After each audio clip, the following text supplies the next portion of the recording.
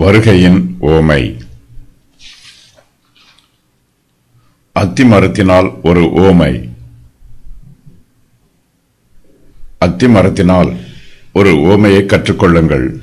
அதிலே இளங்கிளை தோன்றி துளிர் விடும்போது வசந்தகாலம் சமீபமாயிற்று என்று அறிவீர்கள். அப்படியே இவைகளையெல்லாம் நீங்கள் காணும்போது அவர் சமீபமாய் வாசல் அருகே வந்திருக்கிறார் என்று அறியுங்கள். தம்முடைய இரண்டாம் வருகையின் போது என்னென்ன காரியங்கள் எல்லாம் சம்பவிக்கும் என்று இயேசு கிறிஸ்து முன்னறிவிக்கிறார். இந்த முன்னறிவிப்பை பெற்றுக்கொண்ட நாம் அவர் முன் அறிவித்திருக்கும் சம்பவங்கள் நடைபெறும் என்று எதிர்பார்க்க வேண்டும். அதற்காக ஆயத்தத்தோடு இருக்க வேண்டும். அத்திமரத்தினால் நாம் ஒரு ஓமையை கற்றுக்கொள்ள வேண்டும் என்று இயேசு அறிவிக்கிறார். நாம் ஏற்கனவே கேள்விப்பட்டிருக்கும் சத்தியத்தின் மூலமாக இங்கு மற்றொரு சத்தியத்தை இயேசு கிறிஸ்து விளக்குகிறார். வசந்த காலத்தில் அத்திமரத்தில் இளம் கிளை தோன்றி துளிர்விடும்.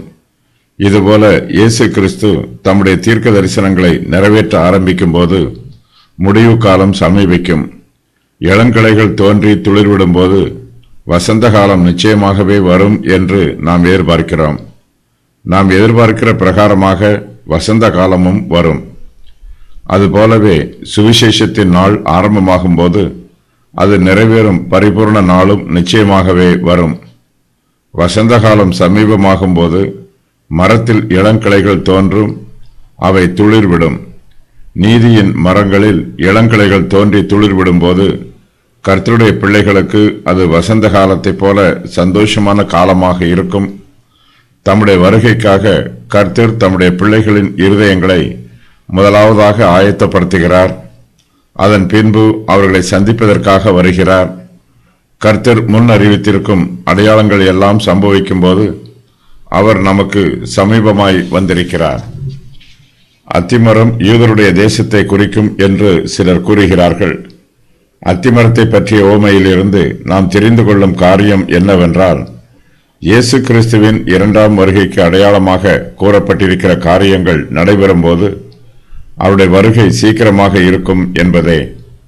அப்படியே இவைகளையெல்லாம் நீங்கள் காணும்போது அவர் சமீபமாய் வாசல் அருகே வந்திருக்கிறார் என்று அறியுங்கள் என்னும் இந்த வசனமும் இயேசு கிறிஸ்துவின் இரண்டாம் வருகையையே குறிக்கிறது. சபை எடுத்துக்கொள்ளப்படுவதை இது குறிக்கவில்லை.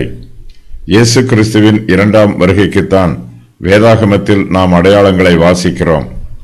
சபை எடுத்துக்கொள்ளப்படுவதற்கும் இயேசு கிறிஸ்துவின் இரண்டாம் வருகைக்கும் இடையில் 7 வருஷ கால இடைவெளி இருக்கும் என்று வேத பண்டிதர்கள் கூறுகிறார்கள்.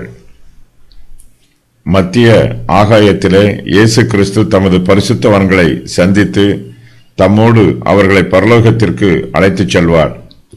பரலோகத்திற்கு இயேசுவோடு சென்ற பரிசுத்தவான்கள் அங்கு அவரோடு சில காலம் இருப்பார்கள். அதன் பின்பு இயேசு கிறிஸ்துவின் இரண்டாம் வருகையின் போது அவர்கள் இயேசுவோடு பூமிக்கு திரும்பி வருவார்கள்.